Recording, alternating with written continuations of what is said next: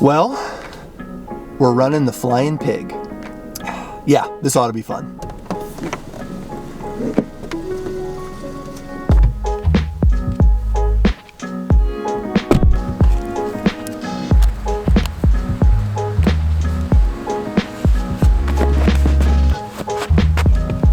Take a look at this right here. I think sadly we've hit the point where most of our runs from here on out are going to be in the 30s. Maybe in the 40s if we're lucky, but it's getting really cold outside. So yes, I've signed up for my next race already. We'll talk more about that in just a minute. But today we're out for just an easy run this morning. It's cold, as you can see on my phone. But after the Indy Marathon was over, I've just been craving getting back out here and just running. I've been thinking a lot about that because obviously after the marathon you have a lot of time to sit as you're pretty sore and you're recovering and stuff like that. So I've definitely been dying to just get back out here. However, for this next race, I want things to look a little bit different. So here's the problem. For a lot of us, I think we need to realize that running is not racing. You maybe run 2 to 3 times per year. I race about 3 times per year. This year I did 2 marathons and I think 1 half marathon. So 3 races per year. That leaves about 362 other days of the year that you're not racing. So I think I've come to the conclusion that the majority of running is not racing. It's actually just training. It's easy runs, it's recovery days. And a lot of times that can be really boring, but that is actually the bulk of what we do as runners, is it's not racing. If you do the math, I did a 16-week build. If you add up the amount of runs at about 4 to 5 times per week, that's 80 runs. I did 80 runs for one 3-hour, 19-minute marathon. So again, 99% of what we do is not racing. It's just easy training. In my opinion, the runners that improve the most are the ones that embrace the boring work, the not so glamorous runs, the off-season training, if you will. That's the bulk of what we do. And that's hard because running isn't just racing. Racing is very flashy, it's very fun. But when you're training, there's no crowds, there's no medals, there's no rewards. It's just you out there running. And it can be boring sometimes, but there's an interesting quote I want you to think about. How you do anything is how you do everything. And that applies mainly to training. How you run, even on those easy days, that's gonna affect how you prepare and how you get ready for an actual race. So as we get closer, and we're really far away, I think we're 25 weeks away, but as we creep closer to the next race, that's kind of my thought process, is like, we need to make progress in the little things. Those are going to add up to be really important in the big things. So like I said, I definitely want to do some things different this round than I did the last rounds. I ran into some mistakes in that run and in my training that I want to fix. So we got a lot to talk about today, but don't skip the boring work. How you do anything is how you do everything.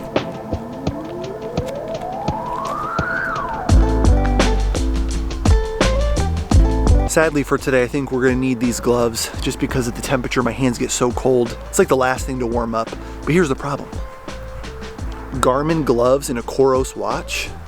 I don't know, I hope they don't start fighting. Post-marathon life is really weird, and that's one thing I kind of learned the hard way after the Indy Marathon.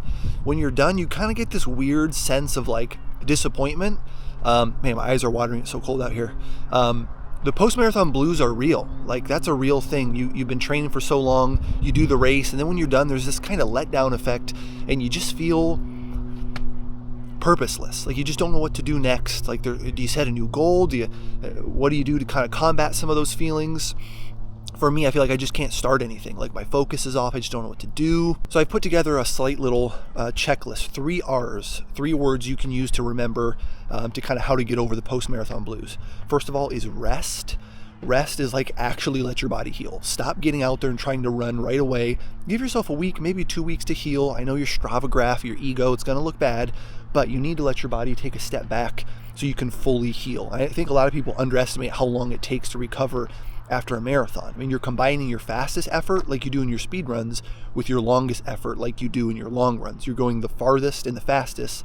No wonder your body hurts so bad. You need to rest. After you've rested, you need to reflect. Reflect is another really important thing in 2 phases. Reflect on some of the fun, some of the awesome moments, and like all the work that you did to get there and how fun that weekend was. For us, we had so many great memories from that weekend, reflecting back to awesome local pizza shops, coffee shops, the Monumental Circle. There were so many cool things what we were doing there that I'm like, man, so many great photos, so many great memories. Like, don't skip past that. This shouldn't be just another checklist for you.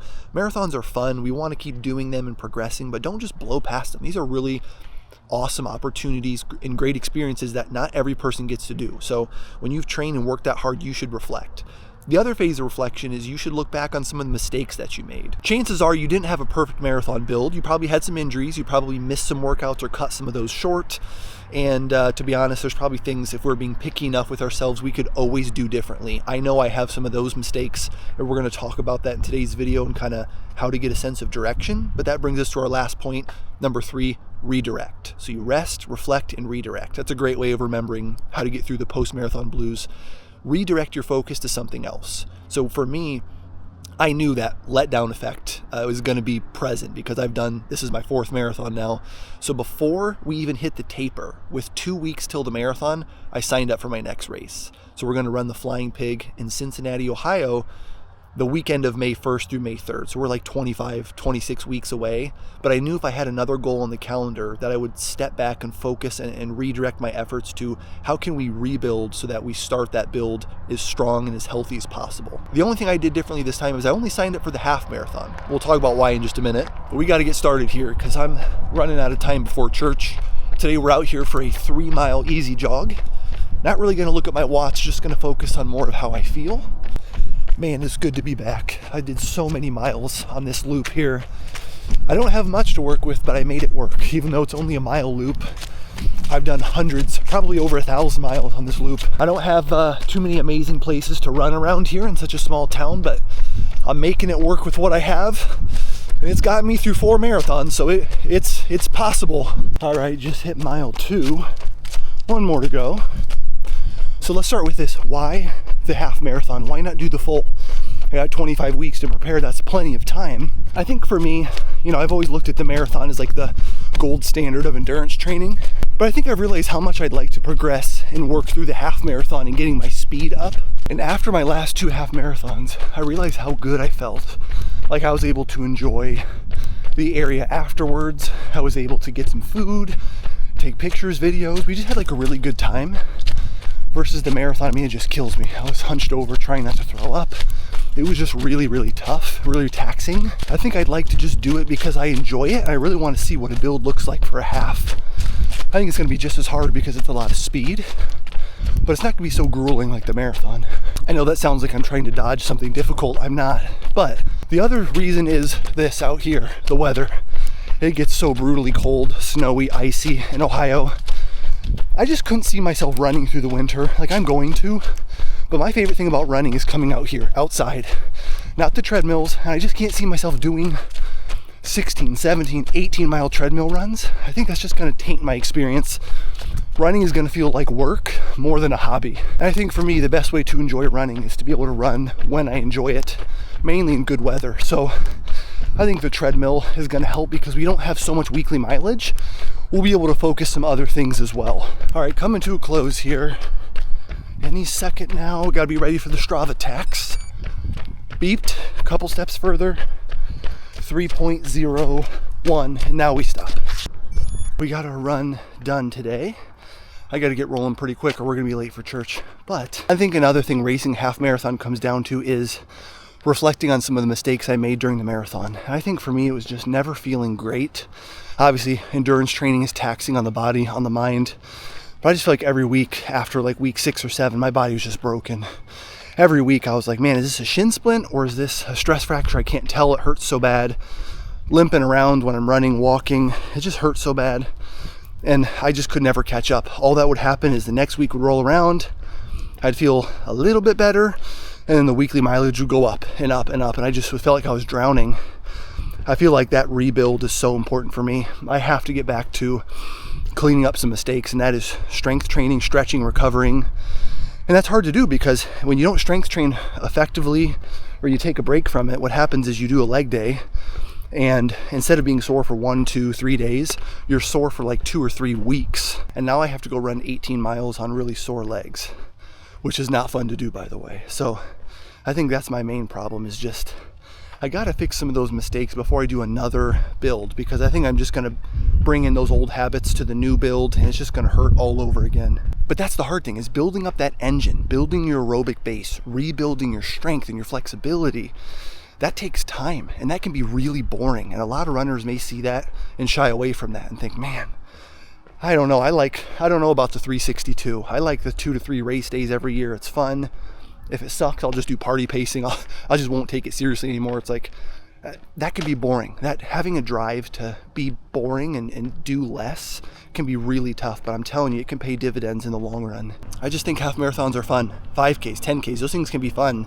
And I don't know. I know it's not as flashy as a marathon necessarily, but I know I need to put in the work to improve on my half marathon time.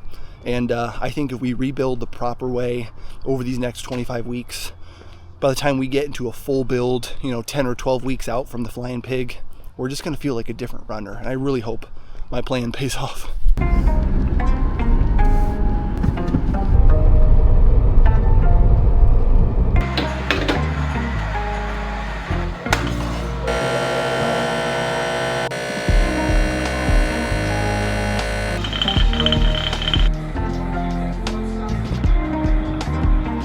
All right. Sunday afternoon. We've had a pretty good morning so far. We just got back from church and we had some food. I want to finish my thought. So what are we going to do to rebuild and be better than we were for the last marathon? Looking back at a couple things I need to improve on going into this prep and that I think any runner could benefit from. First of all, strength training.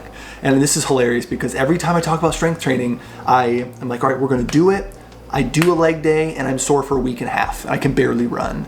So that's the hard thing for me is you get so deep into running and the mileage increases. If you're not consistent with strength training or you don't have a strong base, I'm not talking about your butt, I'm talking about like a strong strength baseline, then the problem is you do what I do, where you do a workout, and you're not sore for a day or 2 or 3, you're sore for 2 weeks and it affects your long runs. So with 25 weeks to go, I don't need to be training right now for the Flying Pig as far as weekly mileage goes. I just need to build my aerobic base. It's the strength training that I need to get better at.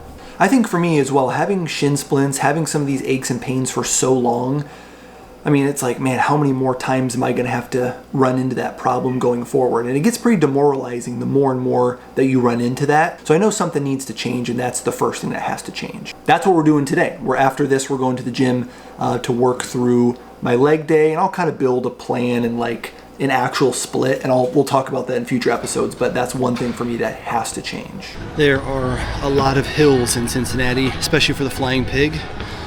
So I'm kind of sacrificing some weekly mileage to use the Stairmaster, which I don't typically love, but it's different than running because it burns in like the first 60 seconds. So that's one thing I'm adding in to get used to those hills. Just doing the Stairmaster, 15, 20 minutes at a time. I think that's going to help us get better at the hills and build some stronger legs. The next element is going to be stretching, and that's a part of my recovery plan that I don't do a great job at. And I'm not talking about like the 10-second calf stretch or quad stretch. I'm talking about like 30 to 45 second holds, which I don't like to do. It doesn't feel good. And it's like, man, it's time consuming until you do it and you realize it takes like 10 minutes. But this is not an ad read, I promise. I found an app on my phone called Dynamic Runner. It's like a stretching mobility program for runners. You might have to pay like $10 a month or something like that. But I decided to go for it because I like having a plan and a schedule. So for me, I realize that what research has shown is a lot of stretching isn't that beneficial unless you're holding for at least 30 seconds. So I have someone on my phone in front of me just being like, hey, this is for this part of your body. This is how long you should hold it for, and stop. Next one. It's a 15-minute stretching routine, and I'm going to stick with that consistently. I'm already starting now. I've done 2-3 days in a row. Also, this is going to sound like an ad read, but it's not, I promise. I got an email from a subscriber of mine who lives in Honduras. He's a runner as well, and he watches all my stuff. So first of all, thank you for watching. Appreciate that. But he asked if he could send me a cup of his coffee to try. He knows I care about health, so when it comes to coffee, I want it to be 100% organic, which this is. So this company is called Raíces. I hope I'm saying that right. But he sent this to me. He sent me 2 bags, actually. This is by far my favorite, the medium roast right here. And it was super cool of people to reach out and just be like, hey, do you want something for free? Do you want to try it? So I said, heck yes. And it's really good. I am about this much left. I'm about to run out of it. So I've had it for a while, but it's really good. So anyway, if you guys want to try some, he said you can use my code. I'll put it up here. I don't know what it is, or I'll put the link in the description, whatever. But you can get some of this and save some money if you want to try it. I'm not being paid to tell you it tastes good. I was just given that for free. And I was very thankful, so I decided to kind of return the favor and give some if you guys want to try some as well. So definitely check that out. The last element I know I can improve on to be a better, healthier runner is my diet. And I think I do overall a pretty good job, B+. A lot of our food, if not most of our food, is organic. If it's our meat or our dairy, it's grass-fed, it's organic, it's no antibiotics, no hormones. I want things as clean as possible. I don't want all the extra junk. For us, that's been pretty good. The problem is when I start doing these long runs, I'm always giving myself rewards or treats, which is not a bad thing to do. The problem is when you're running 5 days a week, if you're getting treats and rewards throughout the whole week for weeks and weeks and weeks, what happens is what happened to me in the last build. I definitely was pushing my immune system to the limit, 40 to 50 mile weeks, which is something I've never done before, so that was a lot for me. Add on to that frozen pizzas, bagels, constant smoothies. I have a slight smoothie problem if you didn't know that. I would eat all of this extra junk, and I know my body is trying so hard to recover, but I'm not giving it the right stuff. So I'm not anti-rewards or cheat days. It's just those became a weekly thing. I did that for 14 weeks until I got sick, and I actually missed runs because of it. So that cannot happen again for the half marathon. I got to space those out and do a better job eating whole foods. So I'm going to come up with a bit of a diet of like the best foods before I run, the best things after I run, and we just definitely got to do better. I think you need to fully embrace that idea of like, why do you love to run? I can answer that for myself. You have to answer that for yourself, because at the end of the day, if you take away all the extra stuff, what people are giving to you, what supplements they think you need to take, if you're eating whole foods, if you have some shoes you love, and you have a purpose behind what you're doing, you're going to love running. It's not going to be boring. If you don't, then I think those 362 days are going to be really painful, because then you're in my boat as far as it's draining, it's time consuming, you're getting up early, you're dealing with shin splints, there's all these things going on, and then on top of it, trying to create videos and inspire other people, it will just take the life out of you. So that's definitely going to change for me. I think in general, we overconsume everything, including running content. I think we get lost in what everyone else is doing, and that can really pull away from focusing on our own journey. So today's video was kind of just setting up a baseline for what's next. And I think this half marathon is going to be different. It already feels different. And I'm very excited to start a new series that just has more to do with getting out there and running and actually doing it. And I hope that, I want you to keep up with this series, but I hope that you get out there and do this yourself. You answer these questions, you find some enjoyment in the very boring runs, and you just get out there and run because it's fun. So this will wrap up today's video. Again, we'll have a series coming out very soon getting into some of this, and I'm super excited to dive into all that. For some of you, I will see you in the next video. For some of you, I will see you in person in Cincinnati, Ohio, the weekend of May 1st through May 3rd. So if that's you, comment down below if you're in that race or you're running the full or the half, or if you'll just be in Cincinnati. I'd love to bump into some of you like I did in Indianapolis. And we got 25 weeks to build and continue toward this goal. I don't have a time goal right now. I just want to make progress in my health, in my strength, and in my speed. So as long as we go faster than 1:34, I will consider that weekend in May a success. Thank you guys for watching and being a part of my journey. We just hit 6,000 subscribers as I'm filming this, like an hour before this. So that's really cool. We're pushing toward 10K. Could not do it without you. Literally, you guys are my audience and my running community. So thank you. I'm going to finish my coffee, go watch some Detroit Lions football, and I will see you guys in the next video.